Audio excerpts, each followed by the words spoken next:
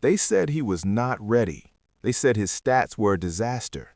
They said he did not know how to watch film. They said he was too emotional, too entitled, too dependent on his father's name, too surrounded by hype that had no foundation in real NFL performance. They said the fall to the 5th round in the 2025 draft was not bad luck. It was a verdict. The verdict of 31 NFL organizations who looked at Shedeur Sanders up close and made a collective decision that he was not the quarterback they were willing to bet their franchise on. And now, right now, in April of 2026, before OTAs have started, before a single training camp rep has been taken, Shedeur Sanders is doing something that no amount of talk, no amount of analysis, and no amount of outside criticism could ever accomplish. He is making people who dismissed him reconsider everything. He is making the Browns' media landscape erupt. He is making the NFL world look at Cleveland and ask the question it has never seriously asked about a quarterback there in a generation. What if this kid is the real deal?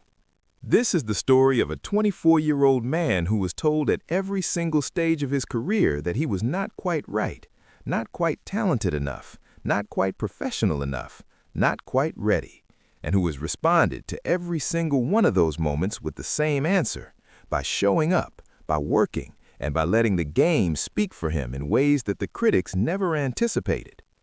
To fully appreciate what is happening right now in Cleveland, you have to go back to the beginning of Shedeur Sanders' NFL journey, not to his college career at Colorado, not to his time at Jackson State, but to the moment that defined him before his professional career even started, the 2025 NFL Draft, the event that was supposed to be his coronation and became instead his humiliation, and which paradoxically may end up being the greatest thing that ever happened to him as a football player. Every credible mock draft had Shedeur Sanders going in the top 10 of the 2025 NFL Draft. Some had him at number 1 overall. The credentials were legitimate: a 74% completion percentage in college, leading the nation, thousands of passing yards, dozens of touchdowns, and a football intelligence that scouts who watched him closely consistently rated among the highest they had ever evaluated at the quarterback position. He read defenses before the snap.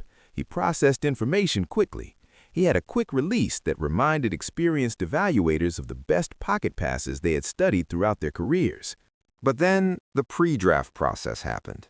And Shedeur Sanders, or more specifically, the way Shedeur Sanders and his father Dion navigated that process, sent a message to NFL teams that some of them found deeply uncomfortable. He skipped workouts with certain teams. He made clear to certain organizations that he would not play for them. He walked into draft interviews with an energy that some evaluators read as confident and others read as arrogant.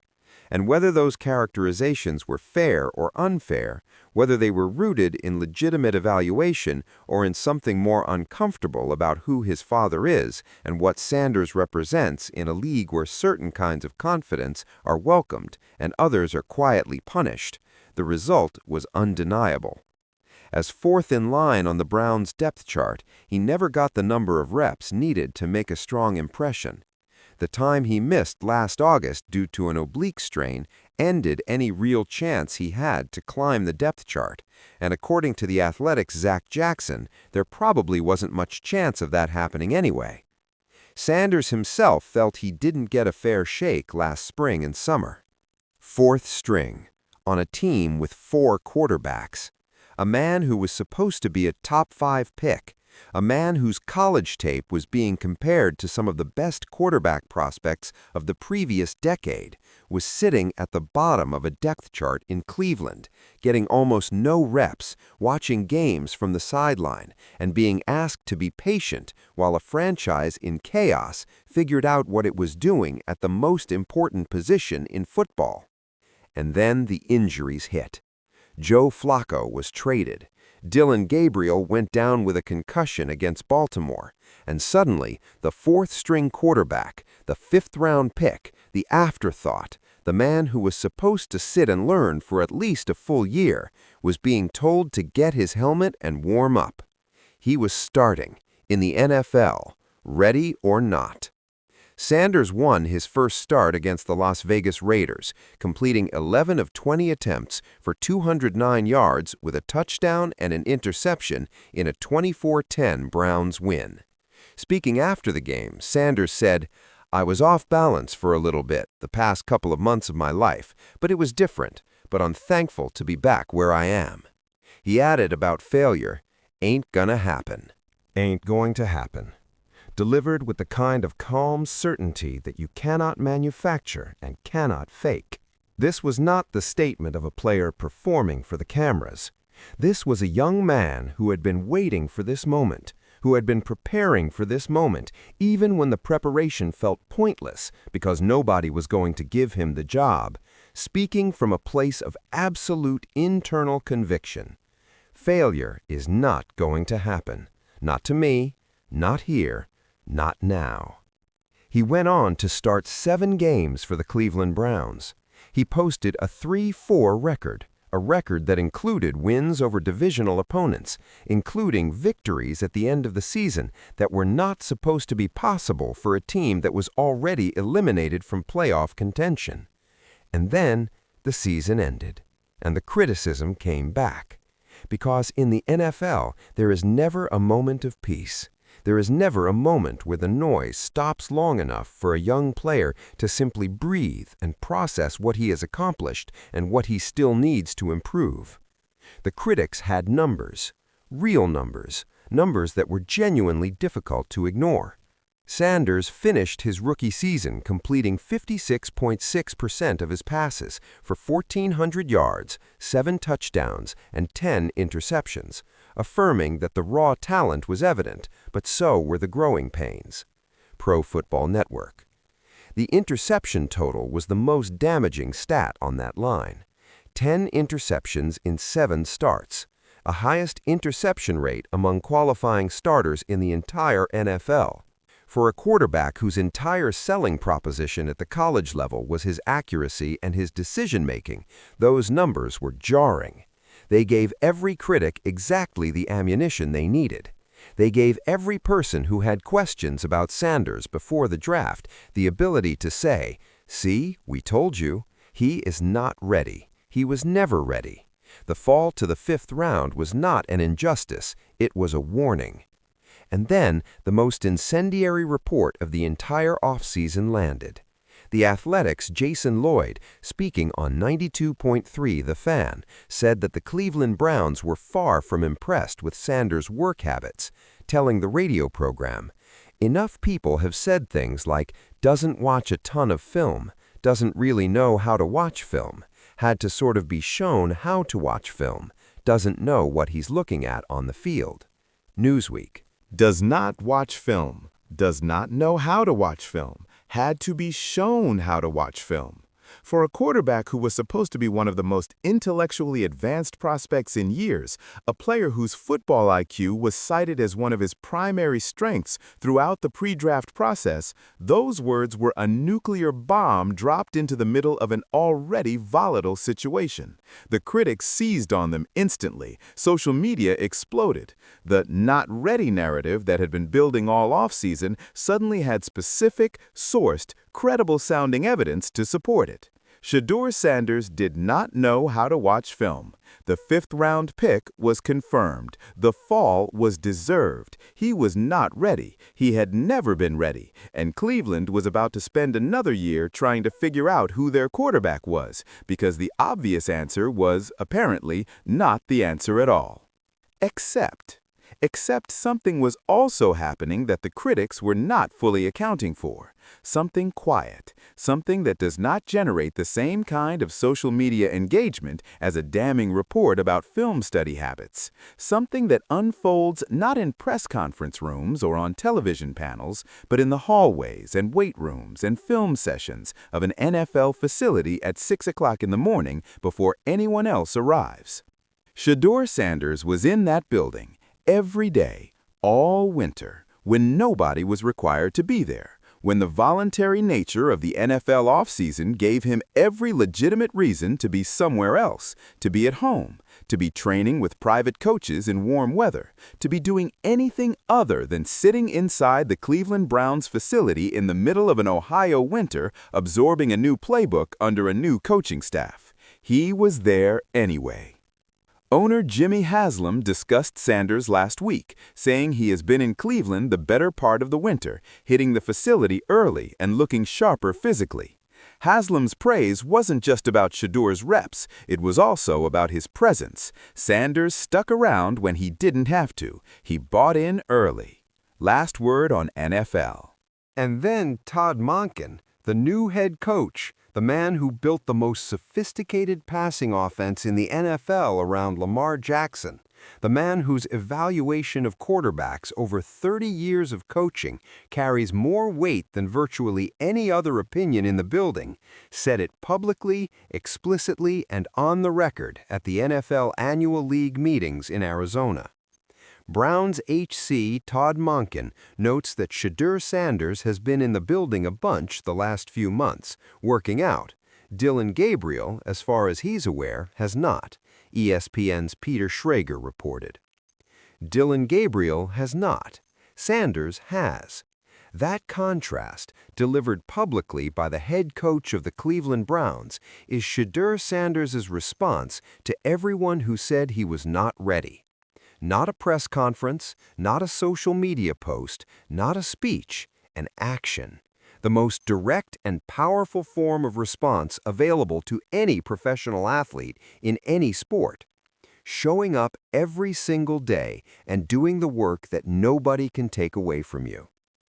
Sanders also responded more directly to his critics on social media, posting on X, "Learn to value the opinions of those who care about you, not the noise from everyone else."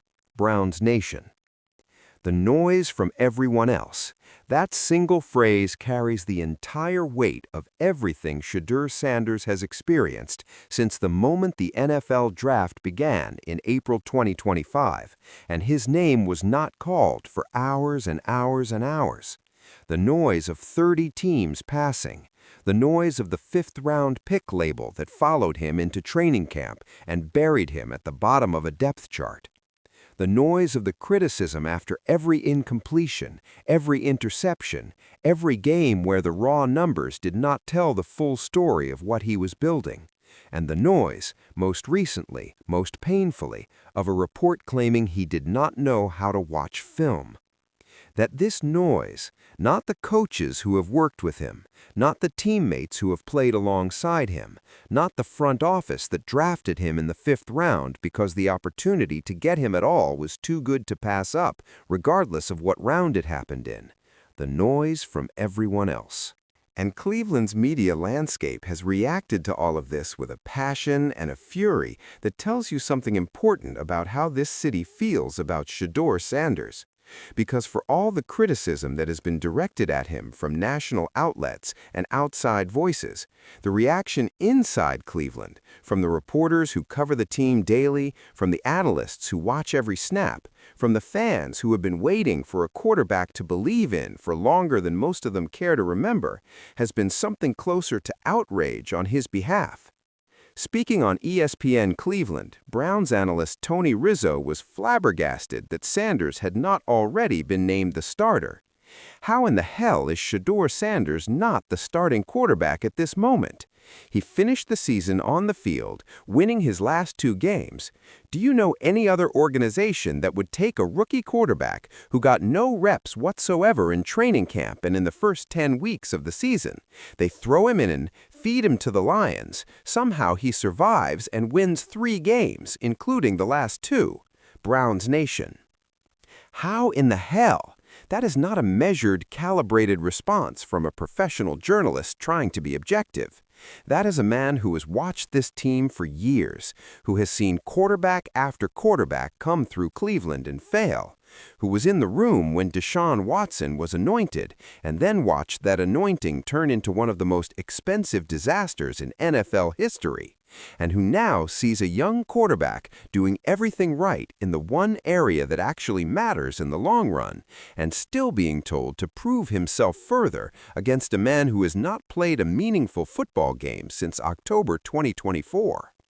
One analyst described Sanders as a mystery box heading into his sophomore season, acknowledging that his stats from 2025 ranked him 46th among 51 eligible quarterbacks by impact metrics, while simultaneously arguing that the structural failures surrounding him, the offensive line, the receivers, the coaching situation, made any evaluation of his actual ability nearly impossible. Pro Football Network. Mystery box. That is the most honest characterization of where Shedeur Sanders stands right now. Not a proven franchise quarterback, not a confirmed bust, a mystery box.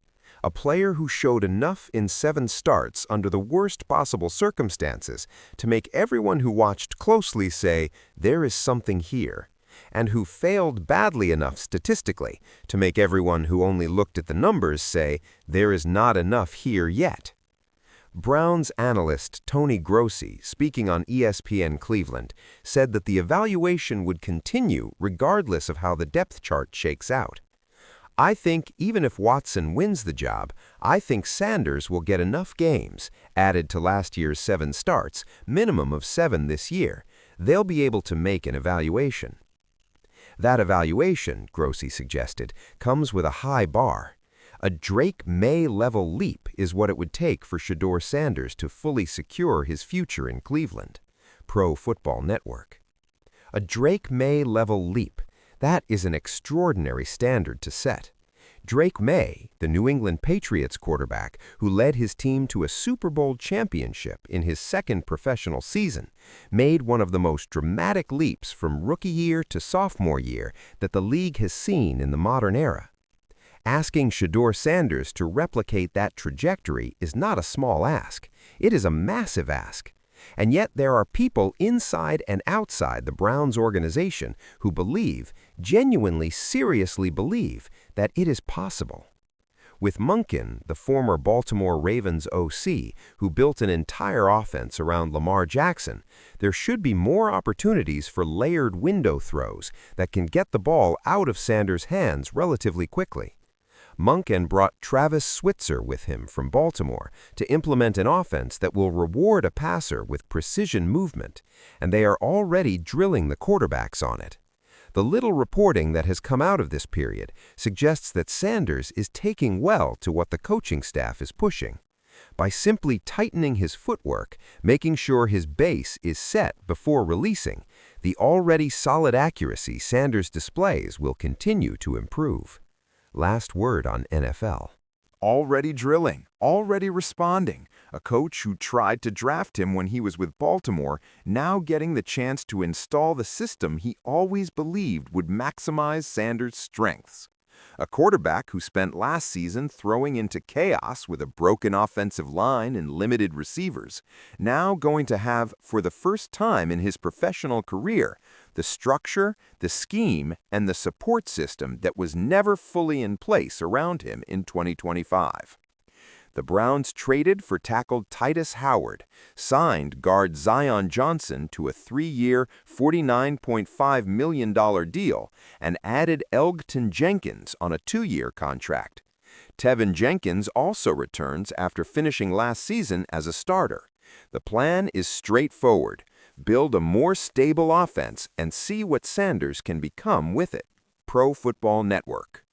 A plan. An actual, coherent plan built around a quarterback's development, something that did not exist in 2025 when Sanders was the 4th man on a depth chart with a coaching staff that had not been designed to develop young quarterbacks, an offensive line that was one of the league's worst, and a franchise in visible organizational freefall. Now there is a plan. There is an offensive line. There is a head coach who wanted this quarterback. And there is a quarterback who has been inside the building all winter, proving, one early morning workout at a time, that the people who said he was not ready were looking at the wrong evidence. Former Browns cornerback and Cleveland legend Hanford Dixon, speaking on the Top Dog show, offered this read on what the jersey number change signals about Sanders' mindset. He went back to his college number. When he was number 2 in college, he was great. He's still here, he's in Cleveland, working out and getting ready. This kid is saying, look, I'm getting ready to play. Browns Nation. I am getting ready to play. Not asking to play, not hoping to play, getting ready. Present tense, active tense. The tense of a man who has decided that everything that happened before, the draft fall, the bench time, the brutal stats, the incendiary reports about film habits, the owner publicly backing a rival who has not played in over a year, none of it defines what happens next. What defines what happens next is the work being done in that building right now, before the cameras arrive, before the pads go on, before the whole world starts paying attention. And the whole world is starting to pay attention. Sanders reacted to his jersey number change by posting number 2 on X and photos of him in a Browns jersey on Instagram, captioning it, "Thank you, God." His father, Dion, commented, "Yes, Lord." ESPN. A simple post, a simple caption, but the engagement it generated, the coverage, the discussions, the arguments, the passionate defenses and passionate criticisms reflected something that the analytics and the depth chart debates cannot fully capture. Shedeur Sanders is one of the most compelling figures in professional football right now. Not because of what he has proven, but because of what he is still in the process of proving. And because the gap between what his critics say he is and what his supporters believe he can become is wide enough and dramatic enough and loaded with enough history and context and emotional weight for an entire city, for his father's legacy, for the entire arc of a franchise that has been searching for a quarterback answer for longer than some of its fans have been alive, to make every single development in his story feel genuinely important. The Athletic's Zach Jackson wrote, "I feel stronger than ever that Sanders, not Watson, is the favorite to win the starting job. Sanders is 24 and signed for 3 more seasons. He was never the team's Plan A last season and might not be Plan A for the future, but giving Sanders every chance to win the job and make real progress is clearly the best option right now. If Sanders puts his best foot forward, he's the Browns' best option for this summer and fall." Yardbarker. Stronger than ever, from the most credible voice covering the Cleveland Browns. Stronger than ever that the kid who was told he was not ready, who fell to the 144th pick, who sat on the bench for 10 weeks, who posted the worst passer rating in the NFL among qualifying starters, is the favorite to be the Cleveland Browns' starting quarterback when the 2026 season begins. Because he has been in the building, because he has been responding to the criticism not with words, but with actions, because he changed his number back to the one he wore when he was great, because he posted "Thank you, God" on Instagram, because he told the noise from everyone else to go somewhere it cannot reach him. The off-season program starts April 7th. Watson will be there, Sanders will be there. Monken will watch every single rep. And the media reaction that has already been shocked by what is happening in Cleveland is going to get significantly louder over the next 6 months as this story builds toward its inevitable conclusion. The moment when a young quarterback either proves everything his supporters believed or hands the critics the final evidence they need to close the chapter permanently. But right now, today, the evidence is pointing in one direction. And it is the direction that nobody who called Shedeur Sanders not ready ever expected it to point.